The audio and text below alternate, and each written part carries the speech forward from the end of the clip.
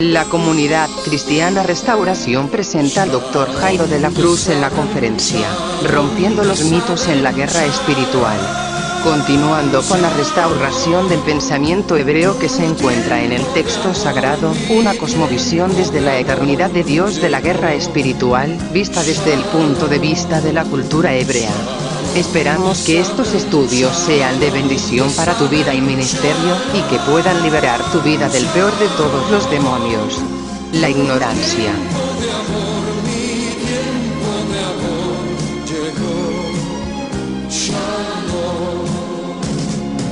Efesios capítulo 6, versículo 10. ¿Lo tienen? ¿Cuándo tienen Efesios 6, 10? Bien. Por lo demás, esta es la pechita gamea, esta versión.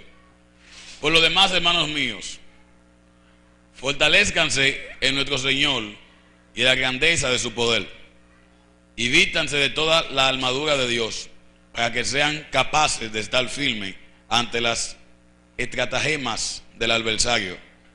¿La estratagema de quién? Del adversario. Diga conmigo: de Hasatán. Dice la palabra: porque su lucha no es contra sangre y carne, sino contra principados, contra gobernadores, contra gobernantes, contra los poseedores de este. Aquí sí es verdad que damos una batalla. No, que se cambie de una vez. Ponle configúrale. No, la pantalla. Esto es una batalla porque se pone de una vez, muchachos. Oye, si después dame esa Biblia, voy a terminar aquí. Gracias. El 12. Porque no tenemos lucha contra sangre y carne, que no contra principados, contra potestades, contra los gobernadores de las tinieblas de este siglo, contra huestes espirituales de maldad que habitan en las regiones celestes. Por tanto, tomad toda la armadura de Dios para que podáis resistir en el día malo, y habiendo acabado todo, estar firme.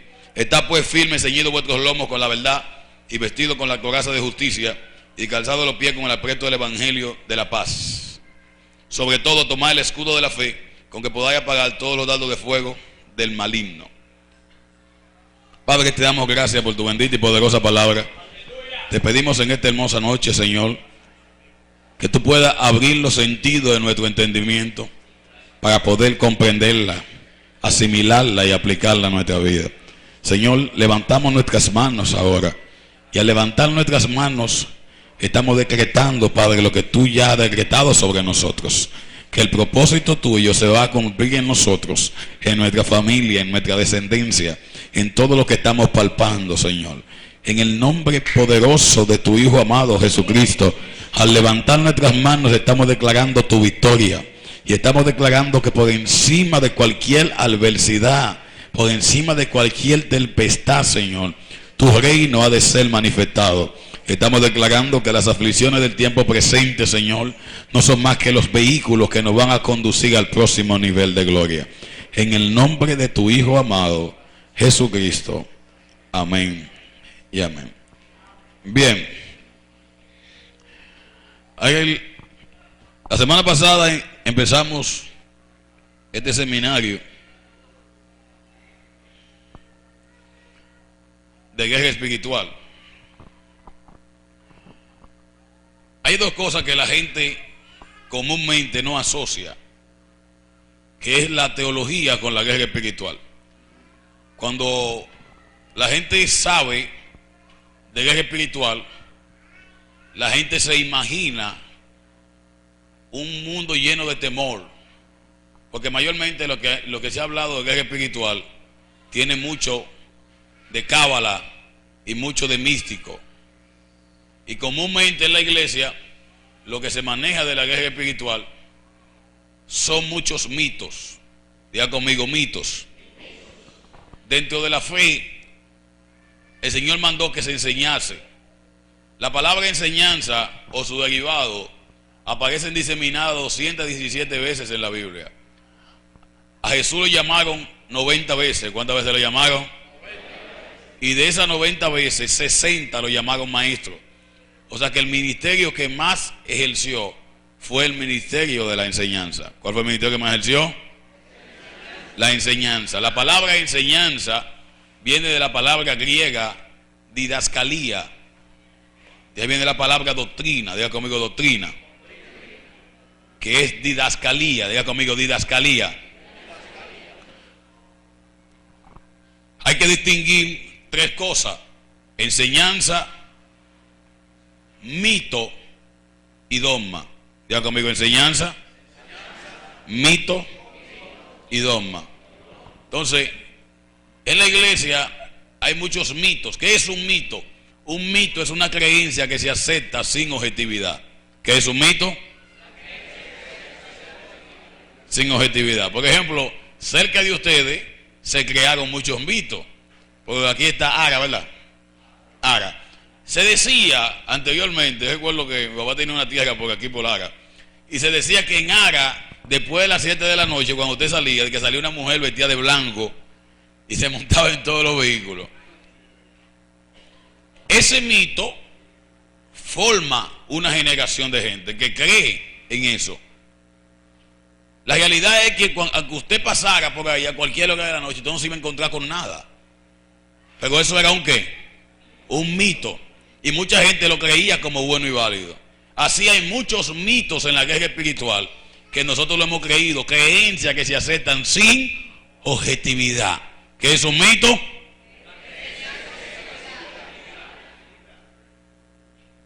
Y una doctrina es una enseñanza. Entonces, tenemos muchas cosas dentro de la guerra espiritual que son mitos, producto de mitología, de lo que se ha disfrazado dentro de la fe con lo que es la brujería cristiana. Porque hay muchas personas que han ejercitado la brujería antes de ser creyentes, entonces vienen a la iglesia y siguen practicando eso de una manera un poco más superficial, por encima, sin darse cuenta. La semana pasada explicábamos también, para los que no estuvieron aquí la semana pasada, levante la mano los que no estuvieron aquí la semana pasada. Ok, escucharon mal. Los que no estuvieron aquí la semana pasada. Ah, porque fue que vinieron. fue que despidieron a los que vinieron. La semana pasada, ¿cuántos vinieron la semana pasada? La semana pasada nosotros hablábamos que en Israel, cuando usted levanta sus dos manos, usted está diciendo ¿qué? ¿Qué es lo que usted está diciendo? Se complica. Y puntualizábamos algunas cosas acerca de eso, de la guerra espiritual. ¿Contra quién luchamos en la guerra espiritual? Es lo primero que hay que definir. Luchamos en la guerra espiritual contra Satanás, que comúnmente nosotros hablamos de eso. Dentro del fragor evangélico, Satanás es múltiple cosas. Satanás puede convertirse en mi computadora, puede ser el proyector, puede ser la batería, puede ser la pantalla, puede ser todo lo que nosotros hagamos mal. La comida salió mala, te reprendo, Satanás. Llegó tarde al trabajo y lo llaman a la atención. ¡Diablo, suéltalo! Todo se tropezó. El Señor reprenda al diablo. Yo reprendo todo espíritu que se le entre a la batería, que no quiere, que se le rompen los parchos. O sea, dentro de nuestra mente, todo lo que sale mal es Satanás. ¿Qué es todo lo que sale mal? Los evangélicos, si cogen prestado no pagan y se lo achacan al diablo. No hay una cosa más mala paga que un evangélico. Oiga, no. Oiga.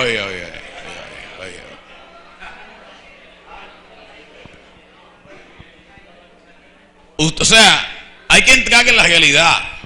Nosotros estamos luchando y atacando y peleando en guerra espiritual, pero hay algo que se llama derecho legal. ¿Derecho qué? Legal.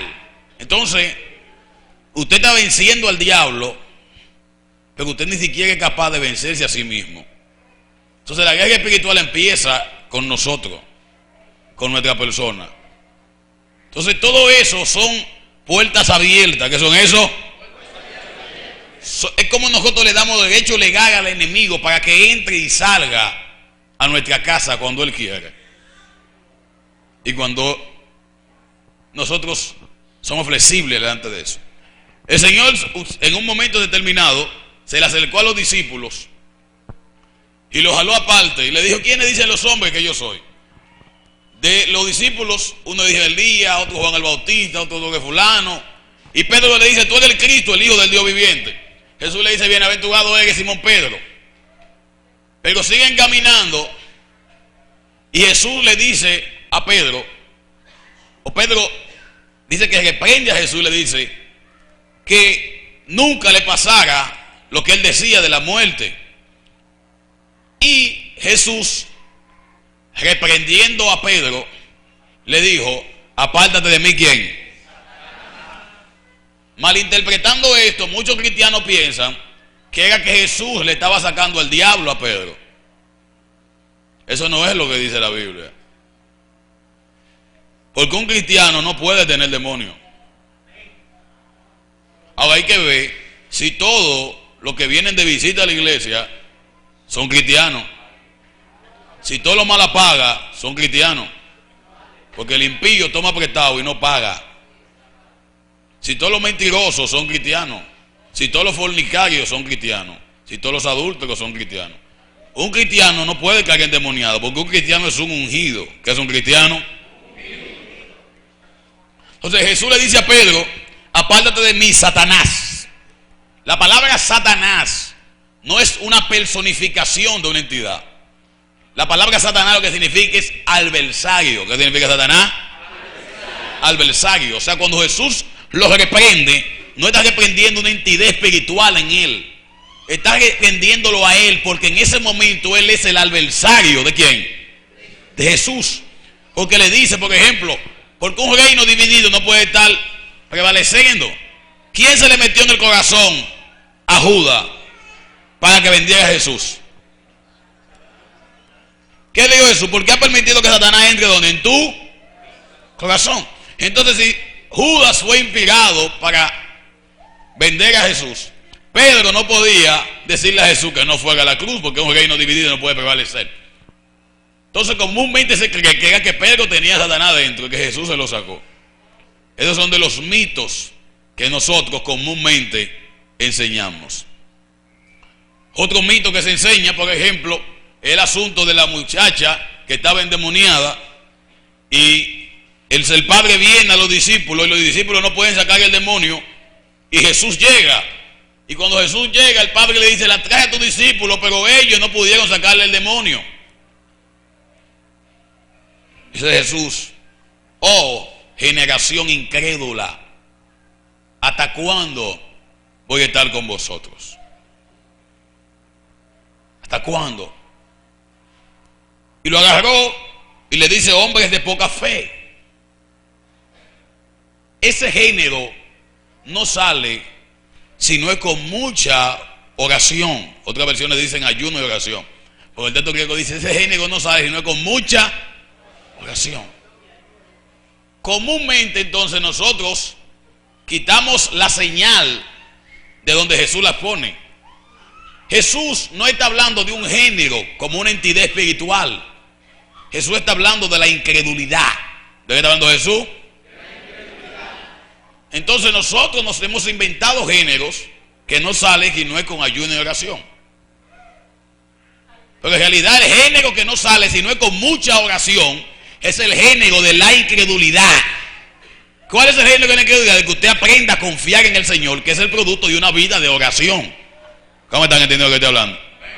Entonces nosotros comúnmente leemos la Biblia y vamos pasando cosas. Cuando usted malinterpreta algo, ya la enseñanza se cae en el suelo. Y por eso el enemigo cobra ventaja en nosotros, porque nosotros hemos humanizado a Dios, divinizado al diablo y esclavizado al hombre.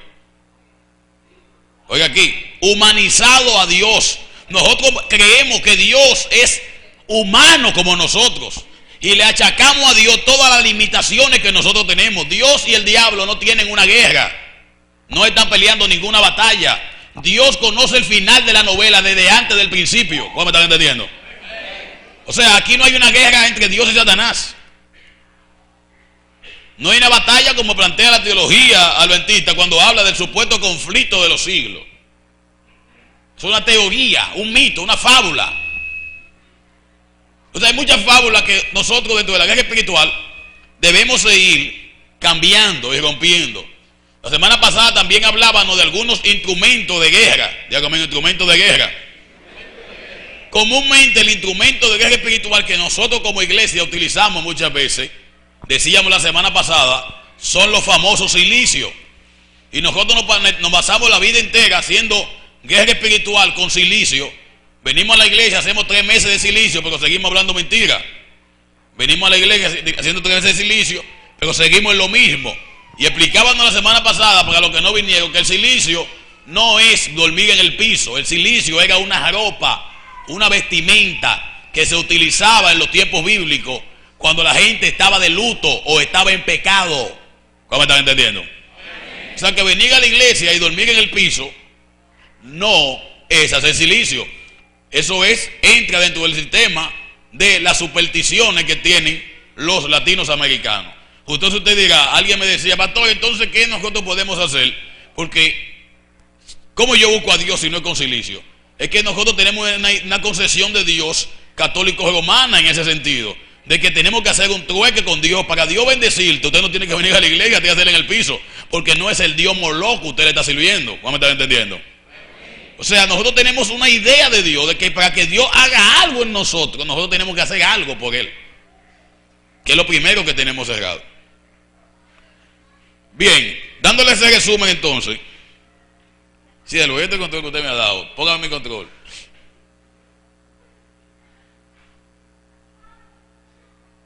Esta es una batalla que va a terminar en la calle de la Galaxia. Vaga. Una pregunta, varón. ¿Y el patrón aquí no va a traer adelante, no? Pero, ya. Es que él no se adaptaba. Bien, entonces ese es el índice temático que hay que darle 2 veces.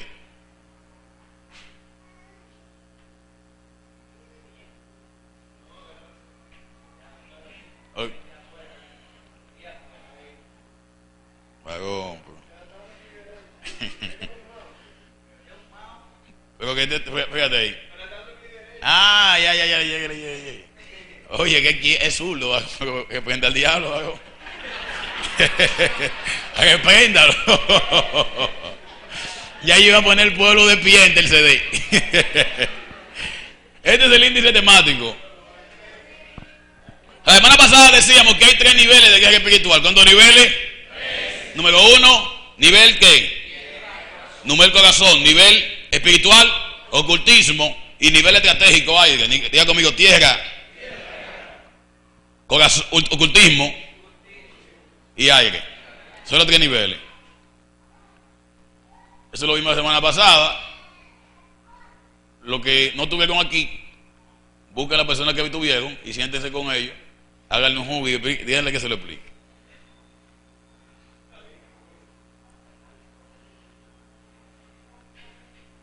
Definimos lo que era guerra espiritual la semana pasada.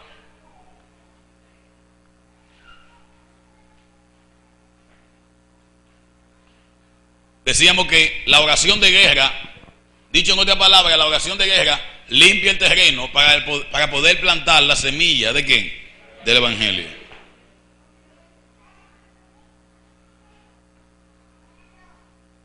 Bien, empezamos aquí. Entonces, el objetivo de la guerra espiritual no es destruir a Satanás. ¿Cuál no es el objetivo de la guerra espiritual? Entonces nosotros comúnmente empezamos a hacer brujería cristiana. Diablo, te destruyo, te mando al abismo, a las que te caigan las 7 plagas apocalípticas, maldito diablo,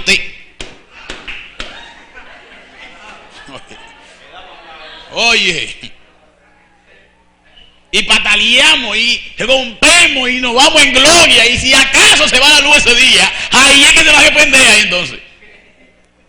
Aunque te lleve la luz, diablo. Fue la CDE que se la llevó, pero hasta el diablo tiene que pagar por la luz. Entonces, el objetivo de la guerra espiritual no es destruir a Satanás o a los principados y a las potestades, sino rescatar a aquellos que están como. ¿Para qué la guerra espiritual? Para rescatar los que están como bajo su dominio, rompiendo todo tipo de maldiciones y ataduras. Esto quiere decir que nuestra atención debe estar centrada en la persona y no en quién. O sea, el enfoque nuestro en la guerra espiritual es liberar a la persona. Todo el que no es cristiano tiene influencia demoníaca.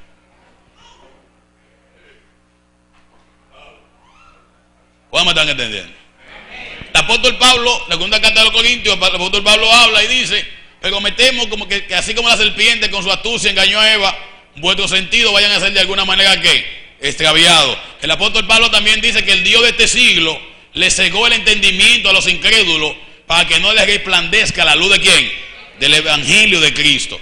Entonces, la palabra sentido, aprendimos la semana pasada, que es la palabra griega noema, que significa percepción, propósito, inteligencia y voluntad.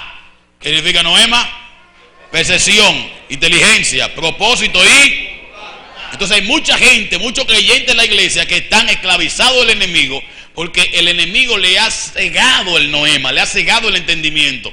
Gente, el que tiene el entendimiento entenebrecido, vimos la semana pasada que no puede comprender la Biblia. Para usted poder comprender la Biblia, el Señor tiene que abrirle el noema, tiene que abrirle la percepción espiritual para usted poder comprender. El que tiene el noema cerrado no puede ver donde no se ve, simplemente puede ver lo que se ve.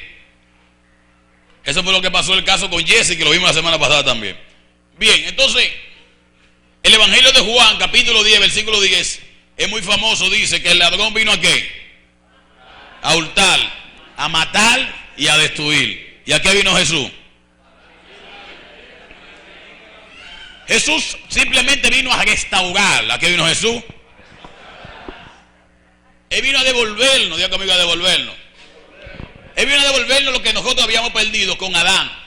Porque el reino de Adán es el reino representado con la caída, donde se perdió todo. Y el reino de Cristo es representado con la recuperación adámica. Diga conmigo, la recuperación adámica. Entonces, en Adán todo lo perdimos. Diga conmigo, en Adán todo lo perdimos. Perdimos la familia, perdimos la finanza, perdimos el dominio sobre la creación. Lo perdimos todo en Adán, pero en Cristo todo lo recuperamos de nuevo. Entonces hay una transición en ese caso. Aquí usted lo ve más claro. ¿Qué dice?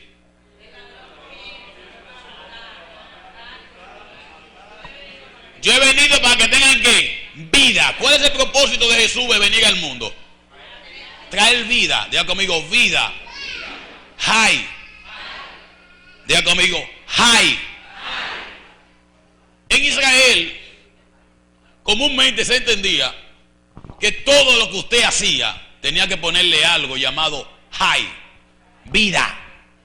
Y los judíos entendían que si usted sembraba algo, a menos que el hay de Dios cayera sobre eso, eso no iba a florecer. El hay no es una doctrina. El hay es una persona. Eso lo estableció el mismo maestro en Juan 14:6 cuando dice Anihadere en el hebreo. Dice, yo soy el camino, yo soy la verdad y yo soy la vida. Hay, diga conmigo, él es el hay. Diga, él es el que le da vida a todo lo que yo hago. Hablando de vida y lo que entiende la palabra hebrea es de propósito. Él le da propósito a todo lo que yo hago. Jesús vino a darle propósito a la existencia humana, el propósito que la existencia humana había perdido. Debe interpretarse que lo más importante para Jesús es dar vida eterna a los hombres y no destruir al diablo. Su destrucción es algo que está reservada para el día en que será arrojado en el lago de fuego, metafóricamente y azufre. Apocalipsis 20:10. Y el diablo que lo engañaba fue lanzado en el lago de fuego y azufre, donde estaban la bestia y el falso profeta, y serán atormentados día y noche por los siglos de los siglos. La motivación no debe ser el odio a quién. Entonces muchos cristianos, yo le tengo un odio al diablo. ¿Cuántos han visto cristianos así? Ahora vienen ustedes que privando en espiritual, digan que no va a decir a mí, si usted es uno de ellos también. Que no. ¿Usted conoce a un cristiano así? No, yo no lo conozco. La motivación de odiar a Satanás, sino el amor a quién, a las almas. ¿Cuál debe ser la motivación? Esto es lo que la palabra de Dios dice en Mateo 22:39, cuando dice, y el segundo es semejante. ¿Cuál es semejante? Amarás a tu prójimo, ¿como a quién? Como a ti mismo. Si tenemos odio a Satanás, no podemos hacer guerra espiritual contra él, porque este sentimiento no procede de quién, de Dios. No debemos confundir odio con justicia. Lo único que debe motivarnos es el amor por los que se pierden. O sea que la guerra espiritual está enfocada ¿en quién? En las personas que se pierden. ¿En quién está enfocada la guerra espiritual? En lo que se pierde. Jesús dijo, nadie puede entrar a la ciudad y saquearla si primero no ata al hombre fuerte. En eso consiste la guerra espiritual, en aprender principios que te van a ti a transicionar de un nivel a otro, pero que te van a certificar porque tú vas a andar de una manera diferente. Entonces, esa es la motivación. Vamos a entrar en materia. Ya. ¿Estamos aquí? Al final, para los que vinieron hoy, que la semana pasada no vinieron, dijimos que al final usted va a hacer preguntas. O sea, después del quinto jueves va a haber un espacio de preguntas con respecto al tema que hemos dado. ¿Se entendió eso? Usted puede anotar su pregunta y ese día se le van a responder. ¿Lo entendimos ahí? Entonces entramos a los niveles de la guerra espiritual. Diga conmigo, niveles de la guerra espiritual. En la guerra espiritual hay niveles. ¿Qué hay en la guerra espiritual? El apóstol Pablo, escribiendo a los Romanos capítulo 1, verso 17, el apóstol Pablo dice, porque en el evangelio la justicia de Dios se revela por fe y para fe. Diga conmigo, por fe y para fe. Dice Pablo, como está escrito, el justo por la fe vivirá. Cuando vamos al texto griego, utiliza la palabra griega para fe, epistí. Diga conmigo, pistí. En hebreo es la palabra emuná. Diga conmigo, emuná. Entonces, cuando hablamos de texto griego, en vez de decir por fe y para fe, el texto griego dice de un nivel de fe a otro nivel de fe. ¿Cómo dice el texto griego? Diga conmigo, porque en el evangelio la justicia de Dios se revela de un nivel de fe a otro nivel de fe. ¿De un nivel de fe a qué? Y finalmente el pasaje concluye diciendo, la Reina Valera dice, el justo por la fe vivirá. ¿Por qué? Porque hay una mala traducción, Habacuc capítulo 2 versículo 4, que dice que aquel cuya alma no es recta se enorgullece, mas el justo por la fe vivirá. El texto hebreo ahí lo que debería decir es que el justo por la fe traerá vida. ¿Qué es lo que hace el justo por la fe? O sea que Romanos capítulo 1 verso 17 el apóstol Pablo dice, porque en el evangelio la justicia de Dios, didascalía, la justicia de Dios se revela de un nivel de fe a otro nivel de fe, como está escrito, el justo por la fe traerá ¿qué? Vida. O sea que la fe es un instrumento por el medio del cual nosotros traemos ¿qué? Vida. El apóstol Pedro dice, cuando alguno ministre conforme al nivel de fe que le ha sido ¿qué? Dada. Diga conmigo, hay niveles de fe. ¿Qué es lo que hay? ¿Hay niveles de qué? Así como hay niveles de fe, hay niveles de gloria y hay niveles de guerra espiritual. Si usted quiere transicionar en su nivel de gloria, va a tener que transicionar en su nivel de fe. ¿Cómo me están entendiendo? Porque cada nivel de fe tiene su nivel de gloria. ¿Cómo me están entendiendo? Entonces hay iglesias que quieren avanzar y quieren crecer y quieren multiplicarse, pero si quieren hacer todo eso en el mismo nivel de fe donde se encontraban. Y Albert Einstein decía, no podemos solucionar los problemas que creamos si permanecemos en el mismo nivel de pensamiento. Entonces cada nivel de fe tiene su nivel de gloria. ¿Qué es lo que tiene? Diga conmigo, si quiero transicionar para otro nivel de gloria, tengo que cambiar mi nivel de fe. Diga, cuando cambio de fe, cuando mi fe se eleva, la gloria también se eleva. En Israel había una fe para ir, por ejemplo, a hacer los ladrillos que lo mandaban los egipcios. Pero para ver que el mar se abriera, tenían que subir ¿a qué? ¿A otro qué? Y como subieron a ese nivel, traspasaron el mar y entraron a la tierra prometida, que era otro nivel ¿de qué? De gloria. ¿Cómo están entendiendo? En el desierto, el pueblo de Israel se mantuvo con la columna de nube y la columna de fuego, la Shekinah, diga conmigo, Shekinah. Pero cuando entraron a la tierra prometida, nunca más se volvió a ver la Shekinah, que es la palabra gloria, sino que se volvió a ver la otra palabra que en hebreo es Kabó, diga conmigo, Kabó. Que el Kabó habla del peso mismo de la presencia de Dios. ¿Qué es el Kabó? Entonces, cada nivel de fe tiene su nivel de ¿qué? De gloria. Entonces, en la guerra espiritual es así. En Israel, comúnmente usted empezaba a pastorear ovejas. ¿Cuántos son pastores aquí? Pastores. Tenemos 4 pastores. Oiga aquí. Bueno, deje la mano abajo todavía porque a mí es una batalla ahora. Anteriormente ser pastor era un privilegio. Ahora ser pastor es una batalla. Sí, porque ahora usted, pues yo tengo hasta miedo ahora. Porque imagínese usted. Porque es que hay tantas cosas raras. ¿Qué sucede en Israel? Usted tenía un hijo. Ese hijo, usted lo quería hacer el pastor de oveja. ¿Lo quería hacer qué? O usted contrataba a un esclavo que usted lo hacía pastor de oveja. Cuando ese esclavo, usted lo agarraba, usted le entregaba a él 10 ovejas. ¿Cuántas ovejas? 10. Él tenía que cuidar esas ovejas. ¿Qué tenía que hacer con ellas? Pero en el desierto siempre se enfrentaban con 2 animales muy feroces. Las ovejas tenían muchos enemigos en el desierto. Muchos enemigos. Habían unos parásitos que se le entraban por los oídos. Y el pastor tenía que estar cuidándole los oídos a las ovejas para que no le entraran los parásitos y murieran. Pero muchas veces venían los leones y atacaban el rebaño y cogían una oveja y la mataban. ¿Qué hacían las ovejas? En dado caso que ese pastor de 10 ovejas pudiera agarrar y quitarle esa oveja al león y matarlo, eso le daba el paso para el próximo nivel.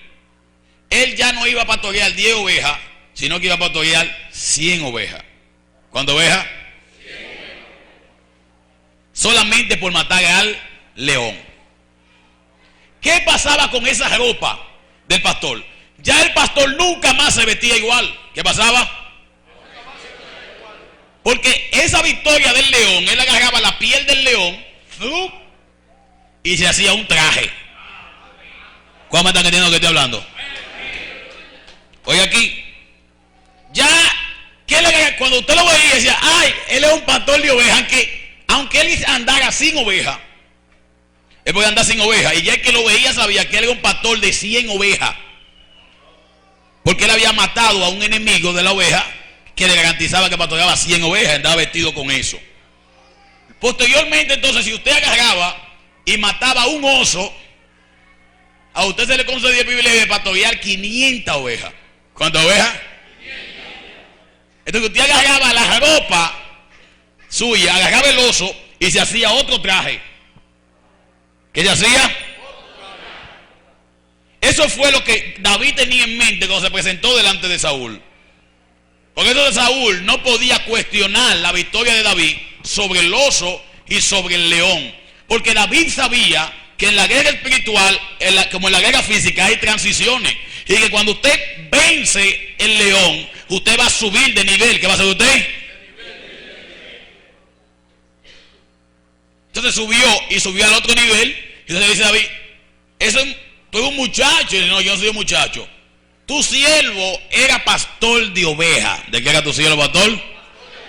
Era, digo conmigo, era. O sea que se veía como que ya no era pastor de ovejas. Él era pastor de ovejas en el pasado. Y vino el oso, vino el león, y yo lo enfrenté y lo vencí. Vino el oso y lo enfrenté y lo vencí. Y anda con la ropa que lo certifica. ¿Cómo me están entendiendo? La ropa lo certifica que él venció el oso y el león. Y ahora voy a vencer a este filisteo, que era el próximo nivel. ¿Qué era eso? Cuando un humano atacaba sus ovejas y usted vencía y cubría el rebaño, ¿sabe qué pasaba con usted? usted pasaba a pastorear millares de ovejas. ¿Qué pasaba usted a pastorear? ¿Cómo se sabía que usted había vencido a un ladrón de ovejas que venía a robar la oveja? Usted tenía que cogerle la espada. ¿Qué es lo que usted tenía que cogerle? Y cuando David mató a Goliat, ¿qué fue lo que le quitó? Pues entonces, ahora usted entiende por qué el pueblo gritaba: Saúl mató a su miles y David a sus 10. Porque ya él había transicionado. Él mató el oso, mató el león y mató el gigante. Y eso le había dado confianza y lo iba escalando. ¿Lo iba qué? Porque aún los enemigos que usted va a enfrentar en la vida son el vehículo que Dios utilizó para llevarlo a usted al próximo nivel. O sea que por más adversidad en guerra espiritual que usted esté pasando, no le atribuya despropósito a Dios, sino que alégrese porque la guagua llegó. Simplemente tiene usted que montarse, quitarle la vestidura y ponerse usted encima. ¿Cuándo me están entendiendo?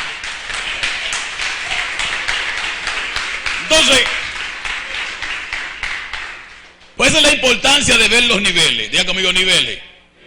Los niveles de la guerra espiritual estaban bien definidos y a través de su comprensión podemos entender mejor la forma de operar del enemigo, tanto en la gente como en las distintas zonas geográficas. Estos niveles son 3 y son los siguientes.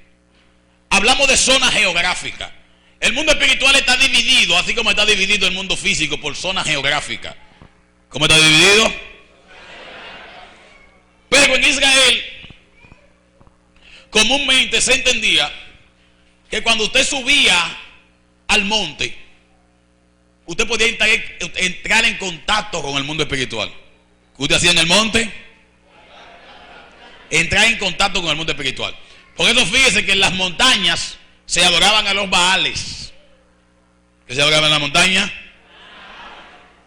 Eso es lo que el salmista David se refiere cuando dice, por ejemplo, que la Reina Valera también lo tiene contrario. Nosotros pensamos que es a favor. Dice, por ejemplo: alzaré mis ojos a los montes, que nosotros citamos siempre. Alzaré mis ojos a los montes, ¿de dónde vendrá mi socorro? Mi socorro viene de, que es de los cielos y la. Pero nosotros, como leemos así, pensamos que David está diciendo que alzará sus ojos a los montes. En el texto hebreo es una pregunta que él hace. Y dice: alzaré mis ojos a los montes, ¿de dónde vendrá mi socorro? Dice: no, mi socorro viene del Señor, que hizo los cielos y la. ¿Se entendió eso? Entonces, estos niveles son niveles estratégicos. ¿Cuáles son estos niveles? 3. El primer nivel es el nivel tierra, que es el nivel, que eso se llama como corazón. El segundo nivel es el nivel ocultismo, que es el nivel espiritual. Ya conmigo, nivel espiritual. Y el tercer nivel es el nivel estratégico, que es el aire. ¿Qué cosa es eso? Entonces hay gente que quieren atar al diablo y a todos sus demonios y controlar todo lo que pasa en el mundo espiritual y controlarlo todo y atar los cabos y reprender, y cogen vino, aceite, sal y unos cuantos más instrumentos de brujería cristiana y pretenden que están haciendo guerra espiritual. Y cogen el aceite y rocean todo y declaro y desato y se meten en la guerra estratégica, pero nunca han vencido una guerra que está llevándose a cabo en su corazón. El primer nivel es el nivel corazón. ¿Cuál es el primer nivel? Por eso el proverbio dice: sobre toda cosa guardada, guarda tu corazón, porque de él emana ¿qué? La vida. Entonces no puede haber vida si tu corazón está contaminado, está dañado. Ese es el primer enemigo que tenemos que vencer. ¿Cuál es el primer enemigo que tenemos que vencer? El corazón, la carne, como comúnmente nosotros decimos. Le voy a explicar eso ahora. El nivel corazón, el nivel denominado tierra, comprende a espíritus de menor grado que operan sobre personas de 4 formas diferentes. Aquí es donde podemos ver cómo un individuo es sometido por los poderes de la tiniebla, afectando su espíritu, su alma y comúnmente su cuerpo, como comúnmente nosotros vemos la derivación. O se podría ver si hay una definición, porque el alma y el espíritu es la misma naturaleza, la misma palabra griega que utiliza. Se la puse así para que ustedes no se turbaran. Vamos a definir algunas cosas dentro del nivel tierra. La palabra griega, la primera palabra que quiero definir aquí es enajenación. Diga conmigo, enajenación. Esta manifestación es la más fuerte y peligrosa, ya que la persona está controlada totalmente. O sea que su espíritu, su mente, su voluntad y su cuerpo son sometidos por los espíritus que están dentro de la misma. En este caso, los espíritus operan desde el interior de la persona. Ya aquí hay posesión. Eso lo vemos en el Evangelio de Lucas 8:27. Dice aquí: al llegar en la tierra, vino a su encuentro, ¿qué cosa? De la ciudad. ¿Cómo estaba el hombre? ¿Desde hacía qué? Y no vestía ropa, ni moraba en casa, sino en los sepulcros. Jesús le dijo a los discípulos, después de haber enseñado, le dijo: pasemos al otro lado. ¿Pasemos dónde?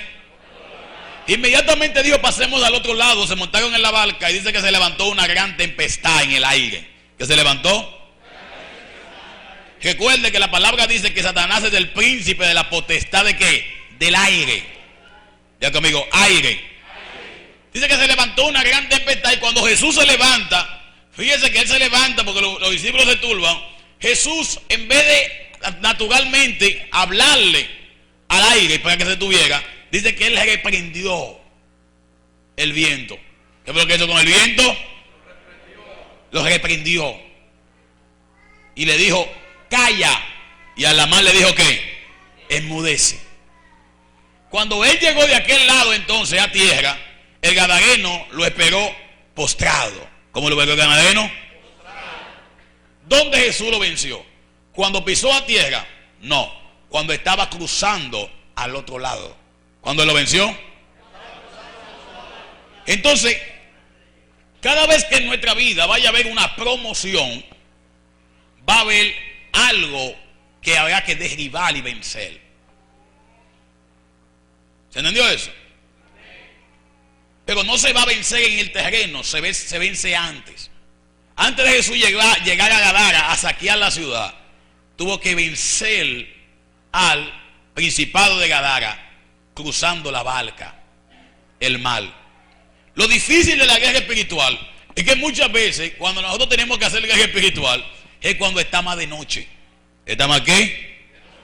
Dice que anoche, cayendo la noche, Jesús le dijo: pasemos al otro lado. Es interesante notar que cada vez que Dios nos promueve a nosotros a niveles cristianos más avanzados, a niveles de fe más avanzados, es interesante notar que las experiencias más fuertes que nosotros conseguimos con Dios vienen en los momentos de más dificultad de nuestra vida. Muchas veces nosotros decimos: pero wow, yo nunca había pasado por esta situación. Perfecto, usted tampoco nunca habrá pasado por la victoria que va a poder conseguir después que la consiga. ¿Cuándo me están entendiendo? ¿Por qué? Por eso mismo, porque son vehículos. ¿Sabe por qué? Porque nuestra peor adversidad, nuestro peor problema es el instrumento donde Dios construye nuestra mejor historia. Las historias que a nosotros nos dan motivación hoy en los salmos, leemos: el Señor es mi pastor y nada me faltará. Algún ejército acampe contra mí, no temeré mal alguno. Esas historias nos dan motivación. Pero esas historias se escribieron cuando esos hombres estaban pasando por su peor situación. Porque nuestra peor situación son los momentos cuando Dios construye nuestra mejor historia. Son los momentos de vencer el oso, son los momentos de vencer el gigante, para luego nosotros poseer la herencia que nos corresponde. ¿Cuándo me están entendiendo? Estamos hablando del nivel tierra. Diga conmigo, nivel tierra.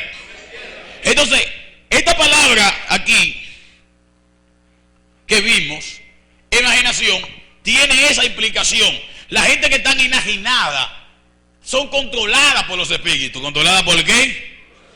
Hay que tener control con eso, porque hay mucha gente entonces en la iglesia que todo se lo achaca a los demonios. ¿A quién se lo achaca?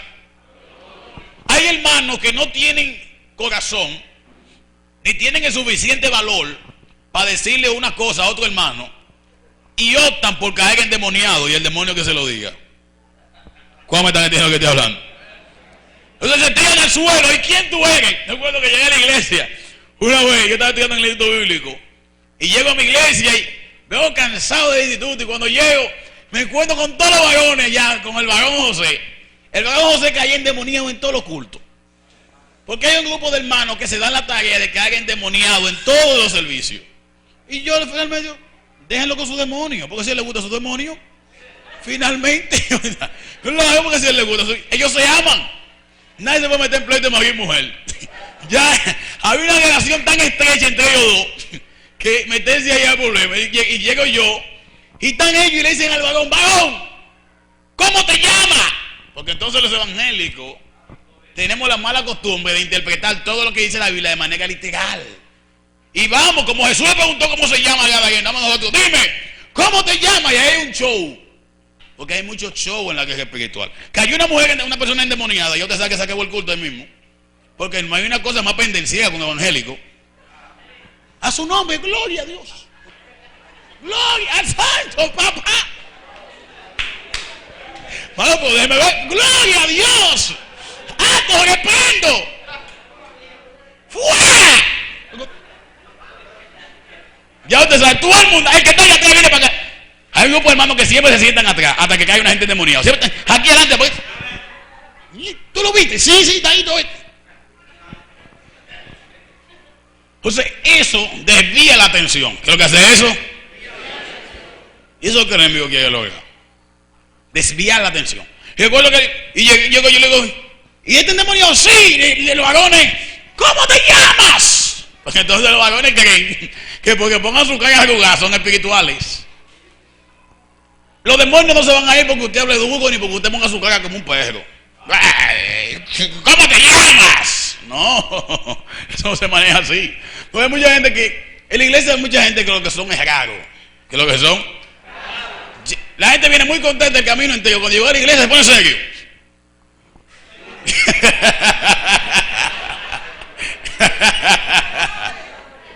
Mire, y usted está ahí sentado y usted tiene sus ojos abiertos y ellos pasan por el lado y que no lo vieron, porque ellos no quieren saludar a nadie. ¿Cómo estás entendiendo? ¿Cuántos han visto eso? Luego afuera, allí en la esquina estaba muerto, María, es una chimosa también. Pues cuando vienen aquí, seriedad, santidad a Jehová. El Señor está en su templo, calle delante de él toda la tierra. Pero ve aquí nada más que se callan. Y llega el varón y yo, varón, y los hermanos, dime tu nombre. Dice él, me llamo Satanás. El muchacho ahí se armó de Troya ahí. La gloria, la gracia, los varones de cadena. Manden a buscar al pastor, los diáconos, los ujieres, todo el mundo. Oye, qué espectáculo. Y ahí estamos nosotros en cadena con el varón. Y viene el pastor, el varón, y son las 8 de la noche. Y varón, le di en la 1 de la mañana. El pastor se agotó. El pastor no. Dice, pastor, él es una entidad demoníaca. Me dice el pastor, hermano, esta gente practicando pecado. Señor, reprenda al diablo. Me van a hacer dejar el pastorado. Porque el varón cae endemoniado toda la semana. Y alguna vez se doy 3. Como a la 1 entonces venimos nosotros. Y viene un varón y dice, varón, ¡fuera! Y dice, pero si el pastor no pudo. Digo yo, oh. Entonces nosotros nos retiramos y dijimos, varón, yo le digo, Alessio, ven acá. Yo, pero ahí como que cambió la voz. Para mí que el varón no te endemonió nada. Vamos a darle par de pecosas.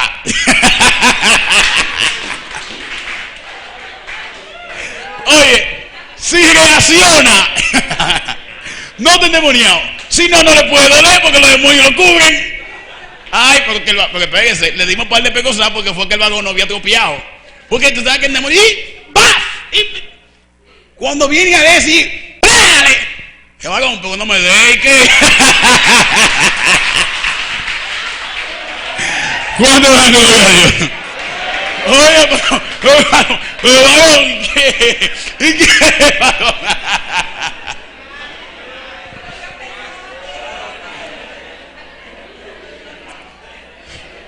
Pero antes, oye aquí, antes de todo eso, viene una hermana a reprenderlo y viene, fuera, ¿para dónde tú vienes? Y tú lo que es una chimosa.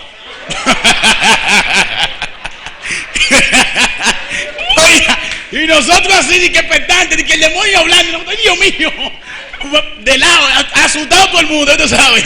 Porque el demonio está tirando los pecados del pueblo entero. Y llega el vagón desahogándose con la iglesia. Y lo peor de todo es que a los 3 días no hizo el cuento.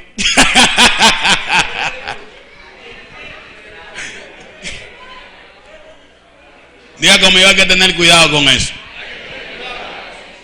Hay gente que tiene baja autoestima, vienen a la iglesia, quieren llamar la atención y caen endemoniados. ¿Cómo me están entendiendo? Le estoy explicando porque usted entiende, o sea, la iglesia, hermano, muchas veces funciona como un manicomio. ¿Cómo me están entendiendo?